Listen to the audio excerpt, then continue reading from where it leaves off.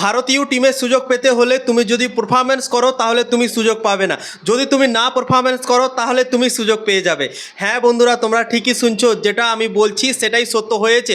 ভারত আর জিম্বাবুয়ের মধ্যে 3 ম্যাচে টি20 সিরিজের জন্য 2 দিন আগে ভারত দল ঘোষণা করেছে। সব থেকে বড় শকিং হচ্ছে ময়ঙ্ক যাদব আইপিএল 2026 সালে একটাও উইকেট পায়নি, তা সত্ত্বেও সে ভারতের দলে জায়গা পেয়ে গিয়েছে বন্ধুরা। এবং আইপিএলে এমন 5টা বোলার যে অসাধারণ বল করেছে, সেই 5টা বোলারের মধ্যে কেউ সিলেক্ট হয়নি। দারুণ পারফরমেন্স করেছে এরা, তা সত্ত্বেও তারা ভারতের দলের সুযোগ পায়নি বন্ধুরা। তো চলো এক এক করে সেই 5টা বোলারের নাম তোমাদেরকে জানিয়ে দিচ্ছি এবং কত উইকেট করে নিয়েছে সেটাও তোমাদেরকে জানিয়ে দিচ্ছি।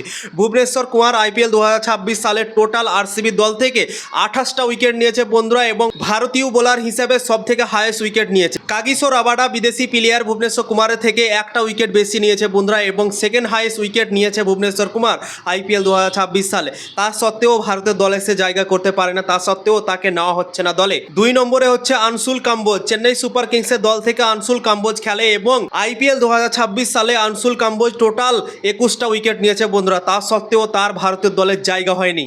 3 নম্বরে হচ্ছে রাশিক সালাম। রাশিক সালাম হচ্ছে আরসিবি দলের প্লেয়ার। আরসিবি দল থেকে আইপিএল 2026 সালে অসাধারণ পারফরমেন্স সে দিয়েছে এবং আরসিবি চ্যাম্পিয়ন হয়েছে। রাশিক সালাম টোটাল 19টা উইকেট নিয়েছে আইপিএল 2026 সালে, তা সত্ত্বেও তাকে সুযোগ দেয়নি টিম ইন্ডিয়া, ইগনোর করেছে বন্ধুরা। 4 নম্বরে হচ্ছে কার্তিক ত্যাগী। কার্তিক ত্যাগী কলকাতা নাইট রাইডার্সের দল থেকে আইপিএল 2026 সালে খেলছিল।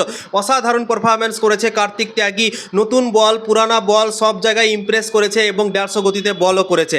আইপিএল 2026 সালে টোটাল 18টা উইকেট নিয়েছে কলকাতা নাইট রাইডার্সের দল থেকে, তা সত্ত্বেও তাকে ইগনোর করা হয়েছে। ভারতের দল তাকে সুযোগ দেয়নি জিম্বাবুয়ের বিপক্ষে 3 ম্যাচের টি20 সিরিজে বন্ধুরা। 5 নম্বরে হচ্ছে সাকিব হোসেন। সাকিব হোসেন সানরাইজার্স হায়দ্রাবাদের দল থেকে খেলছিল আইপিএল 2026 সালে। অসাধারণ বল করলো, তার কাছে 16 ওভার বলও ভালো আছে এবং দুর্দান্ত বল করলো ডেথ ওভারে নতুন বলে, সব জায়গায় দারুণ বল করার পরেও কিন্তু ভারতের দলে তার জায়গা হয়নি। সাকিব হোসেন আইপিএল 2026 সালে টোটাল 15টা উইকেট নিয়েছে, তা সত্ত্বেও ভারতের দল তাকে ইগনোর করেছে, তাকে সুযোগ দেয়নি বন্ধুরা।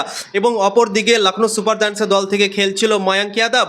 ময়ঙ্ক যাদব একটা উইকেট পায়নি আইপিএল 2026 সালে। পুরো সিজনসে ডাগআউটে বসেছিল, কয়েকটা ম্যাচ খেলার সুযোগ পেয়েছিল কিন্তু অনেকগুলো রান লুটিয়েছিল, একটা উইকেট নিতে পারেনি। তা সত্ত্বেও ময়ঙ্ক যাদবকে জিম্বাবুয়ের বিপক্ষে 3 ম্যাচে টি20 সিরিজে তাকে সুযোগ দিয়ে দিয়েছে বন্ধুরা। 15 জনের স্কোয়াডে ময়ঙ্ক যাদবকে রাখা হয়েছে। আরও একটা প্লেয়ার ইয়াশ ঠাকুর। ইয়াশ ঠাকুর পাঞ্জাব কিংসের দল থেকে আইপিএল 2026 সালে খেলছিল। ইয়াশ ঠাকুরও খুব একটা ভালো পারফরমেন্স করতে পারেনি আইপিএল 2026 সালে। বেশিরভাগ ম্যাচই কিন্তু ডাগআউটে সে বসেছিল, প্লেইং 11-এ খেলার সুযোগ পায়নি। কয়েকটা ম্যাচ খেলার সুযোগ পেয়েছিল, তা সত্ত্বেও তাকে সুযোগ দিয়ে দিয়েছে টিম ইন্ডিয়া, নিয়ে নিয়েছে তাকে 15 জনের স্কোয়াডে জিম্বাবুয়ের বিপক্ষে। কিন্তু যে 5টা বোলারের নাম বললাম, সেই 5টা বোলার এত সুন্দর পারফরমেন্স করার পরেও কিন্তু ভারতের দলের জায়গা হয়নি বন্ধুরা। তো সত্যি এটা দুঃখজনক, পারফরমেন্স করার পরেও জায়গা পাচ্ছে না এবং যারা পারফরমেন্স করছে না তারা জায়গা পেয়ে যাচ্ছে বন্ধুরা। কিভাবে সিলেকশন করছে সত্যি ভাই বোঝা যাচ্ছে না। ভুবনেশ্বর কুমার, কুনাল পান্ডিয়া, রাজাত পাতিদার দারুণ পারফরমেন্স করলো আইপিএল 2026 সালে, তা সত্ত্বেও এই 3টা প্লেয়ারের মধ্যে একটা প্লেয়ারকেও সুযোগ দেয়নি বন্ধুরা। তো সত্যি বুঝতে পারছে না কেন এই প্লেয়ারগুলোকে নেওয়া হচ্ছে না। তারা দারুণ পারফরমেন্স করছে, তা সত্ত্বেও তাদেরকে দলে নিচ্ছে না বন্ধুরা এবং টিম ইন্ডিয়ার হাল কি হচ্ছে আমরা কিন্তু দেখতে পাচ্ছি। তো এইভাবে চললে কিন্তু হবে না। যে প্লেয়াররা পারফরমেন্স করছে সেই প্লেয়ারগুলোকেই আমার মনে হয় সুযোগ দেওয়া উচিত। যারা পারফরমেন্স করে না তাদেরকে ভাই সুযোগ দিচ্ছে। তো এই জিনিসটা হওয়া আমার মনে হয় উচিত না। তোমাদের ওপিনিয়ন তোমরা জানাতে পারো।